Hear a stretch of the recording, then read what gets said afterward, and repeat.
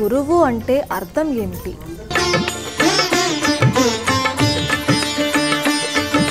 సదాశివ సమారంభాం శంకరాచార్య మధ్యమాం అస్మదాచార్య పర్యంతాం వందే గురు పరంపరా.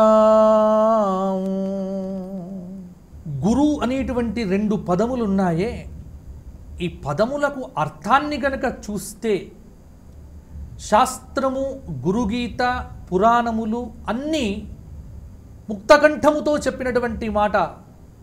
గుశబ్దస్తంధకార ఋషబ్దస్తన్నిరోధక అంధకార నిరోధత్వాత్ గురురిత్యభిధీయతే.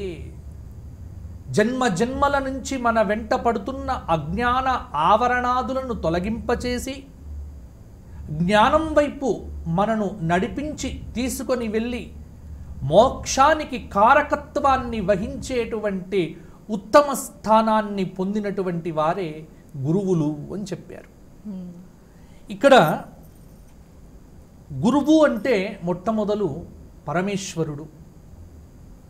అందుకే యోగశాస్త్రమైనటువంటి యోగ సూత్రముల్లో పతంజలి మహర్షి రాసినటువంటి ఒక అద్భుతమైన సూత్రాన్ని ఇక్కడ మనం ఇప్పుడు చెప్పుకోవాలి.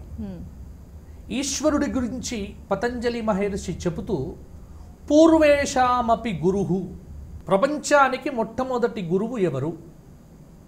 పూర్వేషామపి గురుహు ఈశ్వరః, పరమేశ్వరుడు, ఆయనే మొదటి గురువు.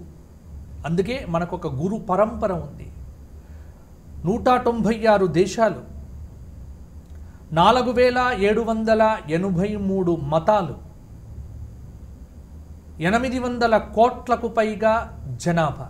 ఇది ప్రపంచ స్వరూపం. ఇటువంటి ప్రపంచంలో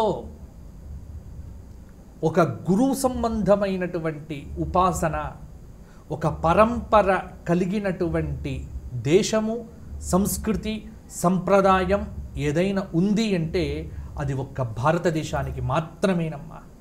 ఇంకా మిగతా ఏ దేశాలకు, ఏ ప్రపంచంలో ఎవరికి కూడా ఇటువంటి ఒక సనాతన పరంపర అనేటువంటిది లేదు.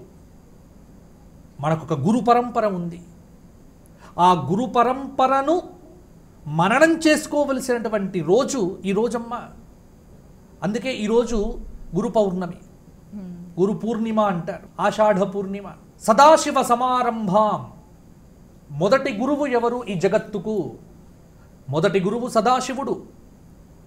ఆయనకు శిష్యుడు నారాయణుడు, నారాయణుడికి బ్రహ్మ, బ్రహ్మకు వశిష్ఠుడు, వశిష్ఠుడికి శక్తి, శక్తికి పరాశరుడు, పరాశరుడికి వ్యాస భగవానుడు, వ్యాస భగవానుడికి శుక భగవానుడు, శుక భగవానుడికి గౌడపాదాచార్యుల వారు, గౌడపాదాచార్యుల వారికి గోవింద భగవత్పాదులు, గోవింద భగవత్పాదుల వారికి శంకర భగవత్పాదులు, శంకర భగవత్పాదుల వారికి సురేశ్వరుడు, హస్తామలకుడు, తోటకుడు, పద్మపాదుడు అనేటువంటి 4 శిష్యులు. ఈ 4 శిష్యులు భారతదేశంలో 4 వేదములకు ప్రతీకలుగా తూర్పు, పడమర, ఉత్తర, దక్షిణం అనేటువంటి 4 ఆమ్నాయములుగా ఏర్పాటు చేసుకొని ఈ 4 శిష్యులను శంకర భగవత్పాదుల వారు 4 దిక్కుల వైపు చక్కగా జగద్గురువులుగా వారికి చక్కగా పట్టాభిషేకం చేస్తే, మనమున్నటువంటి ప్రాంతం ఏదైతే ఉందో కర్ణాటక, తమిళనాడు, ఆంధ్రప్రదేశ్, తెలంగాణ, మహారాష్ట్ర, ఈ ప్రాంతాలు ఏవైతే ఉన్నాయో ఇది దక్షిణ భారతదేశంగా మనం పిలుస్తూ ఉంటాం. ఈ దక్షిణ భారతదేశానికి తస్య యజురేవ శిరః, యజుర్వేదాన్ని ప్రధానం చేసుకొని అహం బ్రహ్మాస్మి అనేటువంటి మహావాక్యాన్ని ఆధారం చేసుకొని సురేశ్వరుడిని మొట్టమొదటి పీఠాధిపతిగా నియమించి పశ్చిమ కనుమల్లో సహ్యాద్రి పర్వత పంక్తుల పైన ఆదిశంకర భగవత్పాదుల వారు అద్భుతమైనటువంటి పీఠాన్ని స్థాపన చేసి ఆ పీఠము పేరు పెట్టినారు. ఆ పీఠానికి మొదటి గురువుగా మొదటి శిష్యుడైనటువంటి సురేశ్వరులను పెట్టినారు. అదే దక్షిణాంనాయ శృంగేరి శారదాపీఠం.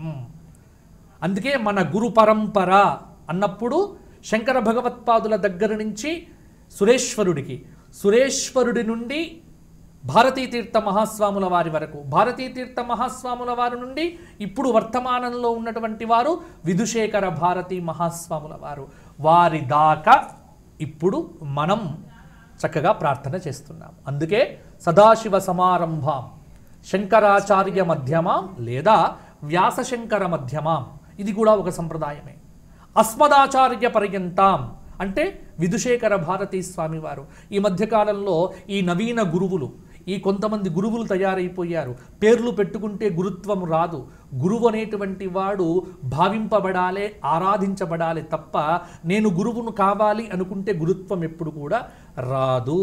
అందుకే చాలామంది కూడా మధ్యలో ఈ పేర్లు పెట్టుకొని ఈ సదాశివ సమారంభం అనేటువంటి శ్లోకాన్ని మార్చేసినారు. ఈ శ్లోకము శంకర భగవత్పాదుల వారికి సంబంధించిన శ్లోకము కాబట్టి ఇది మనుష్యులెవ్వరూ వాడుకోవటానికి వీల్లేదు. వారి మధ్యలో ఏం చేస్తున్నారంటే ఈ శిష్యులు కొంతమంది తయారైపోయి వారి గురువుల పేర్లు పెట్టుకొని పర్యంతాం వందే గురు పరంపరాం అంటున్నారు. అదెక్కడ? ఎందుకంటే గురు పరంపర అంటే మనకు ఎక్కడ ఈశ్వరుడి నుండి ఇప్పుడున్నటువంటి గురువుల వరకు, అంటే విధుశేఖర భారతీ స్వాముల వారు వరకే, జగద్గురువుల వరకే ఈ శ్లోకాన్ని తీసుకోవాలి. కానీ ఎవరు పడితే వారు, ఎలా పడితే అలా, ఏ విధంగా పడితే ఆ విధంగా ఈ శ్లోకాన్ని చేర్చుకొని మా గురువు గారు అని ఈ శ్లోకంలో పెట్టవద్దు. కాబట్టి సనాతన గురు పరంపరను ఆరాధించటానికి మన పెద్దలు మనకిచ్చినటువంటి ఒక అద్భుతమైనటువంటి దివసం ఈరోజు. కాబట్టి గురువు అంటే వీరు గురువులు అంతే తప్ప ఏకాక్షర ప్రదాత గురురీత్య విధీయతే అని గురుగీత చెప్పింది. జీవితంలో ఒక్క ఉపయోగపడే ఒక అక్షరం చెప్పిన వాడు కూడా గురువుగా భావించు అని చెప్పారు. అందుకే గురువుల్లో తేడా ఉంది. కావున గురువులందరినీ వ్యాసస్వరూపులుగా భావించి అర్చించి సేవించేటువంటి మంచి రోజు